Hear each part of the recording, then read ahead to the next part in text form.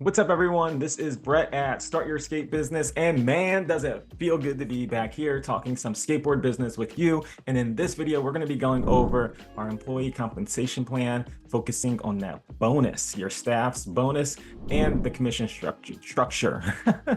As always, I'm going to be going back and forth from my computer to you. I don't have all my notes memorized, but I'm going to do my best to focus all my attention on you. But really, I'm going to be glued to this thing. Okay, so bear with me. I hope you get a lot out of this. Also, like, subscribe, and let's grow our businesses together. So what we're going to be doing, we're going to be creating a sales culture at your skate park. And the reason why we're doing this is to increase our staff retention. We're going to keep our high performer instructors, and we're going to increase your company's sales. And we're going to do this all by adding a commission and bonus compensation agreement. This video really is for skate parks that have instructors. However, skate shops could get a lot of insight from this as well. I have owned skate shops in the past, and this has helped me a lot. So why is this important to me? I want to tell you the reason why, and I'm going to kind of focus a little bit on my failures, my heartaches. And the hardest thing for me, my biggest failure, was just keeping great employees, people that are high performers, people that are passionate about what they do. They are passionate about teaching. They're passionate about skateboarding. We become friends. They're just great people. And we all have these staff members, and possibly we all have lost these staff members. I know I have lost my fair share, and it hurts every time it happens. I feel like I got fired. And every time I feel that happens, I'm like, man, I feel so lonely right now. It sucks. It's not a good feeling. And I want to avoid that. I want you to avoid that. And I want to avoid that in the future, especially when we can control it. And you can control it. I'm telling you, it's possible and it's doable. And I have done it. So also some failures, it's just my company lost money. My company has lost lots of money by paying people too much. Skateboarding is in waves, comes and goes in waves, as such as like the popularity of the sport or the activity of the art form.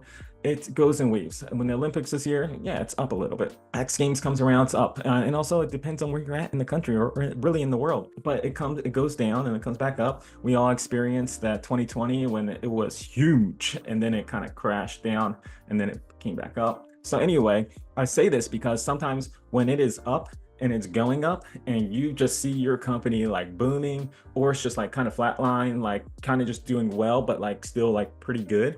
And you're like, wow, like my staff members are doing great. They're doing all this work. I got to pay them more. Like y'all are killing it. Yeah, we're all making money. I'm paying you more. You're getting this bonus. You're getting your hourly rate higher up. And then what that does, it hurts you when business turns a little bit and then you're stuck at paying this high rate for your instructor and or it's just a staff member at the shop, and it kind of sucks. And then you kind of start to resent that a little bit, and your company fails even faster. It fails fast.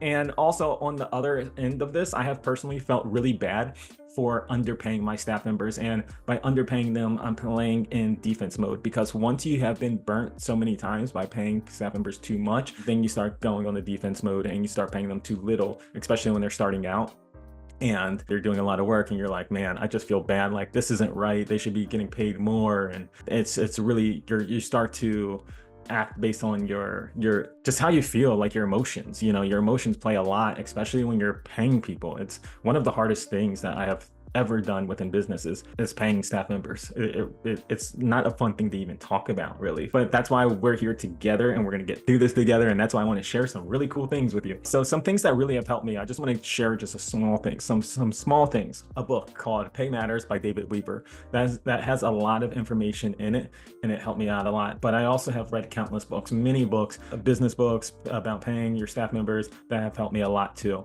Never stop learning, especially like pay and compensation your staff members is always changing according to laws, according to like how the world is at the time.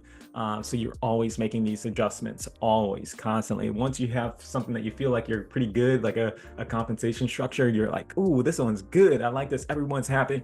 Not too long after, you're going to have to adjust it. So just keep that in mind. And then I studied other businesses. I talked to business owners. I listened to many podcasts. And the best way I have learned, other than books, is probably like the second best, but the best way is just by my experience and being burnt so many times. And by being burnt, I don't say that in a negative way. I just mean like I have lost like really good people. And when I lose a staff member, especially based upon compensation, I always have a staff member fill out an exit interview, and I really listen to them, and I really, or with the exit interviews, they just kind of fill out a form of, the reasons why they're leaving. And you might find some really helpful information or some insight that they may have not shared with you when they were actually employed because they were protecting themselves. But when they're leaving, everything's on the table, and can really see why they left. And it shares a lot. Sometimes they're hurtful to read, and then sometimes they're never really hurtful. They're just really helpful for me, and a lot of it has influenced the compensation and the reason why I have now this bonus agreement that I would love to share with you. So now let's just get into setting up this thing, and let's just go into adding that commission and bonus compensation agreement and how you want to present it. So I'm going to start from the very beginning, and as if you are just onboarding a new staff member, you want to set the expectations, have a clear outline. Okay. When you are dealing with compensation, especially bonuses and commission, it has to be crystal freaking clear. So you got to really have everything written out, and you got to tell them in advance. Okay. So have a clear outline, have their hourly rate for an introductory period. I like to have an introductory period that's around like 30 days, could be 90 days. And this introductory period could be based on a couple of different things. It could be, let's just say 90 days. Okay. I think 90 days is pretty good. It could be 90 days of them working, like 90 working days of their, and then they have an hourly rate, or they can have 90 days just in general, just 90 days of you being employed by this company. The downside of that part is that if they only work 10 days out of those 90 days, then they're not going to be fully trained, and it could bite you in the butt. So I like to add a little thing called also based on performance. You might have a high performer already coming from another skate park that does lessons. You might have someone that works at skate park in Tampa, they live in Florida, and they're like a great instructor, and then they move up to wherever area you're at, and now they're in your community and they want to get a job with you. It might take them only a week, maybe take them like a month to get up to speed. So, based on performance in a good way, where their introductory period goes by a little bit quicker, but it could go vice versa. It could go the other way. It could go where you have a employee that is not really picking up things or learning or really acting within your company's like culture, or you're not following the guidelines. Then that staff member, after 90 days, they might not be ready to teach. So in that case, it's two things. One, they continue their introductory period, or two, which is probably the way you want to go about it, is find a new person. They're not up to speed in a certain amount of time, but it's really based upon what's going on at your company, So during this introductory period, I have a bonus rate. My bonus rate is based upon their lessons and all their other stuff, and their bonus rate is actually zero. They actually do not get paid any bonuses for their lessons or programs that they teach, because this is a learning period, this is a learning time, and it's based on performance too. If they get done in 30 days, then they will get paid for that, but for their lessons. But if the bonus rate is set at zero, because even when they are teaching lessons by themselves, they may be getting shadowed by a more experienced instructor, they may be getting shadowed by myself, just to make sure that they're teaching at a good way, or however way your company teaches, they follow the proper guidelines.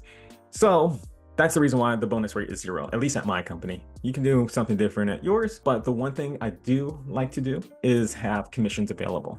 And there's different types of commissions that I have. I have commissions for a product package. If someone buys a skateboard, a helmet, and knee pads, then my staff member will get a commission on that sale. A program. This is really important. I really like my staff members pitching programs and having people sign up for the programs, and it helps me out a ton, so I don't have to constantly call people or email people, hey, do you want to sign up? Do you want to sign this? And it limits the amount of marketing I have to do, because my staff members are already selling it to the people that are in the door already. So we are re-enrolling people right away.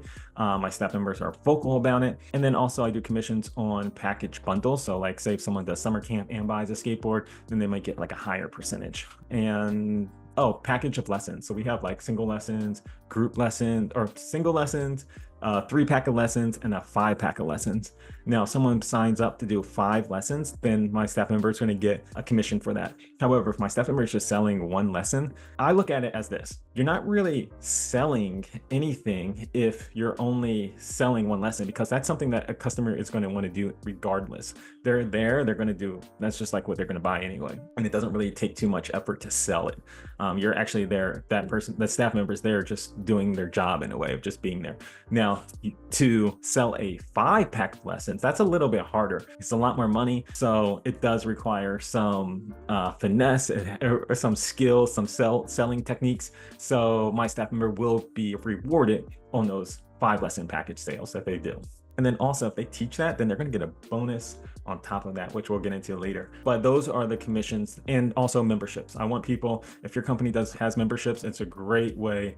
Like, memberships are recurring payments once a month or annually or biannually, however way your company is set up. But it's a great way where your company can really be sustainable outside of just lessons and other things.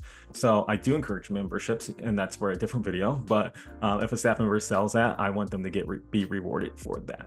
So they get commissions on that. So really what I'm doing by adding that commission, especially having that available during that introductory period, is that my staff members, I really get to see who they are and their personalities as far as how much they want to learn to sell new things. So they are going to be pushing the sale, and already from the very beginning, when I give them this agreement, I'm creating that sales culture right away.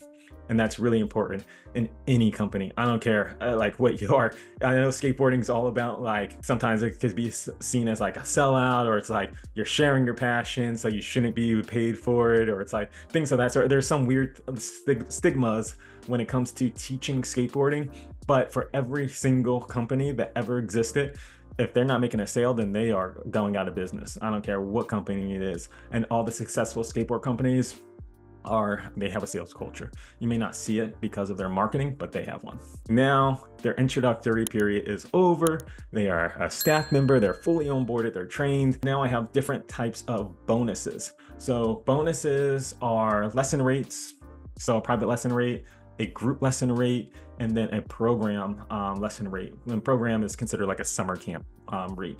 So, and you can have more rates. You can have all types of any rate that you want. You can have any type of grouping, whatever way works best for you. Everyone's going to be a little bit different. What I like to do is add extra $5 on top of the hourly rate of whatever my instructor is getting paid. So if my instructor is getting paid, let's just say $15 an hour, when they do a private lesson with one person, they get an extra $5 for that hour. So now they're making $20 an hour. And I think that's a really great way to keep your hourly rate low. It can even be lower depending on what state you're in. It could be as low as $9, and really make your lesson rates, your bonuses, and your commission really push that, so your staff members and your instructors can really see the benefit and make more money out of that. And be vocal about this stuff with your instructors.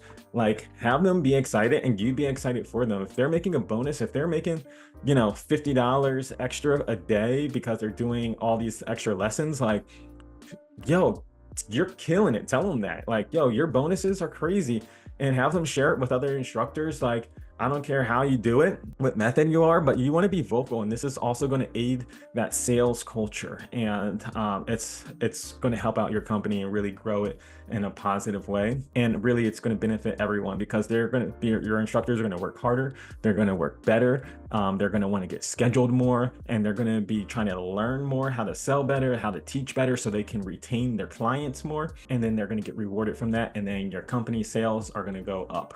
So I told you my lesson rates are $5. If you have, if there's a semi-private lesson, that means there's like 2 students to 1 instructor, then that 1 instructor will just get $5 from each person. Keep it simple. That's one thing I do want to really emphasize, is that when you are making this bonus and commission agreement, that you keep it simple. Like, it has to be very detailed, of course, but keep it as simple as possible. If there's 2 instructors teaching a program of 10 people, or let's just say there's 10 students and you have 2 instructors. We have an after-school club. I'm going to give you a real example here. I have an after-school club, and there's 10 kids in it, and it's taught by 2 instructors. So instead, this is different from a private lesson. So the lesson rate will be, the group class rate of the Thursday after school club is going to be a little bit lower per person. So let's just say each student is going to pay, say, let's just say $2 for being there. Okay. And they already paid for the program. So it's like, we already have the full amount. So I just going to break it down as each person pays $2 to be there in that class. So if there's 10 people, there's a total of $20 that could be the instructor/instructors could make. Now, that $20 is split down the middle. So one instructor gets 10, the other instructor gets 10. If there's 3 people or 4 people there, then each instructor will get $5. But $20 is the most that this program is going to pay out for that particular day. Now, if it's a recurring program, then every single time they teach it, they'll get paid. That program will pay $20. Now, if there's one person missing or 2 people missing, instead of $20, it will be a little bit lower because they're not teaching that one person. This is also going to help really, once your instructors see this, they're gonna want to increase the amount of students they can have in one program. So if there's only 10 students in a Thursday club, they're gonna be like, yo, I want 14. Like, I want to make more money. Okay, sell some more. You can make more. Like, they're still getting their hourly rate. The hourly rate is still there. But man, those bonuses can add up, and it really helps out them and the company. So I mean, but it's up to you. The one thing that I will warn you on, and this has bit me in the butt hard when I was doing this. Originally, when I had 2 instructors, let's use the same scenario of the Thursday after school club, and I was originally paying $20 to each instructor. That is a lot of money, especially if, like, these are just numbers I'm just making up. If you're paying someone $5 or $10 per student, I mean, you could be losing a lot of money. Your instructors are walking away like with a ton. So you got to be really careful and got to plan this out and really have a cap. It's okay to have a cap on it. Sometimes I have a cap on my commissions, especially memberships. If someone's buying annual membership right off the bat, and let's just say, I'm picking a random number, but let's just say your annual membership is $2,000 and they get, 10% of the sale, and your staff member gets 10% of the sale, there should be a cap on that, because it's just not going to work out mathematically. It's going to be really hard.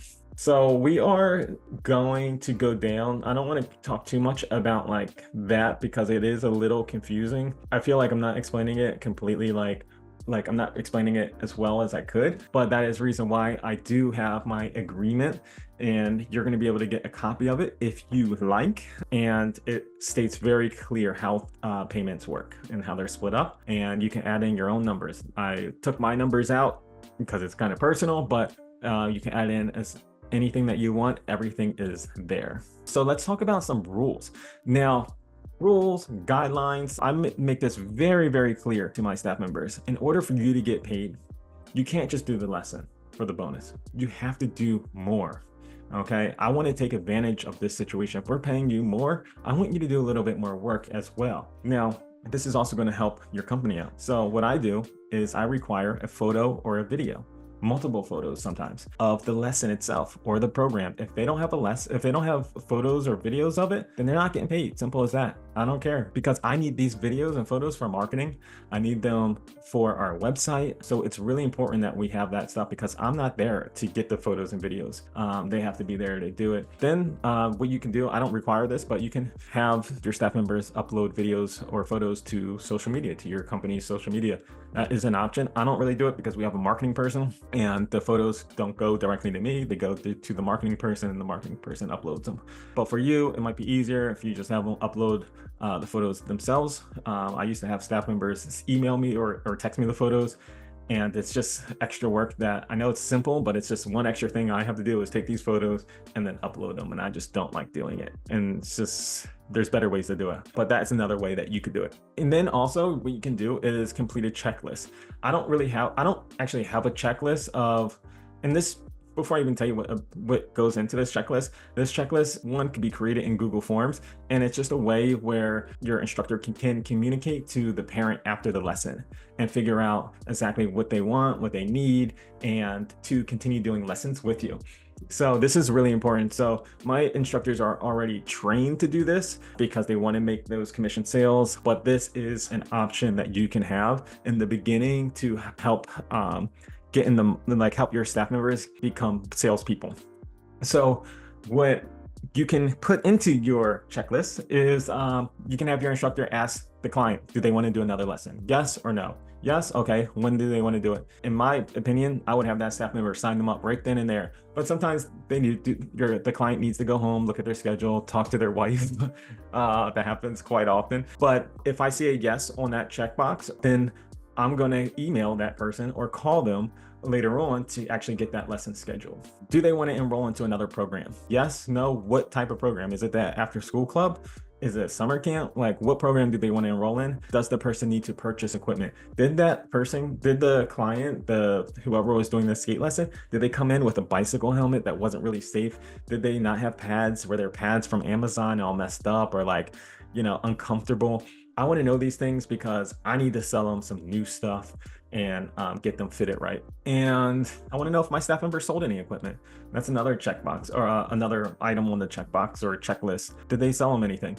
I want to know if my staff member really took it upon themselves to sell a skateboard or sell them new bearings. We're looking for all those type of things. And then also, other than this checklist, I have two other things that I actually require. One, does that client have an account photo? So I use a program called Wellness Living, and in Wellness Living, it's our booking software where all of our clients are at, and then it holds all their information, how they want to schedule a lesson, when they want to schedule a lesson. The clients can go on our website and book a lesson. It's a great platform. It's a great software if you do programs and private lessons. So I do recommend it. Links below. And what I like to do is make sure every person has an account photo, because it gets confusing. As you grow your clients, as your clients grow and your client lists grow, you're gonna have more and more people. And if they don't have photos, it's really hard for you to identify who they are, especially when you start emailing them and talking to them or calling them. It's really, really tough. Also, when you're doing programs, and you have a new instructor and you have a list of people on the attendance list, it's really nice that your instructor can look at the attendance list and see the face of who everyone is before they start going in and teaching them. It's a great way to build up a relationship before the client actually enters the door, or if you enter the door. And then the last thing I like to do is just make sure that they're checked in. So Wellness Living has a check-in feature. That's how I know that the bonus will be added to that staff member, because I'm not keeping track of the commissions. I'm not keeping track of the bonuses, of how many people they teach and how much I got to pay out. No. That is a nightmare. And if I don't have a software like Wellness Living, then this would not work at all. So keep it simple. If you don't have a software or like booking software or anything like that, keep it simple as possible. If you do, then it's great. Then great for you, because you can have all this information available to you just by running a simple report, and you get all that information within seconds. I'm not going to pitch Wellness Living, but I do like it because it allows me to just step away from my business and not really worry so much, and I can do other things. The last thing I want to tell you is just hold your staff accountable, okay? Hold them accountable to your rules and guidelines. I have my rules for the bonuses, and if my staff member not doing it, then they're not getting paid. Simple as that. Now, if I notice something, I'm going to tell them. I'm going to tell them one time. You get one warning, fix it. If you don't, then I don't care. And then if they still don't fix it, it's probably best to start looking for a new staff member anyway, regardless of how good they are when they're teaching. If they're not keeping track, if they don't want the bonus, then they obviously don't want to even work. But I'm not going to go into that too much. And that's about it. I hope this was helpful. Please let me know if it was helpful. Leave some comments below. Let me know. And if you need some advice, let me know too. Simple as this. Just email me at brett@startyourskatebusiness.com. My email's below. Like and subscribe to my channel. I'm gonna be adding more stuff, and we talked about a lot, and I can go into super detail. And I feel like every topic that I talked about, I can go into it even further with a whole nother video. So I hope this was helpful, and check out my website, startyourskatebusiness.com, and have a wonderful freaking day, and go out there and kill it. Create that sales culture within your company, and have your company grow as much as possible. Thanks. Have a good one. Talk to you later.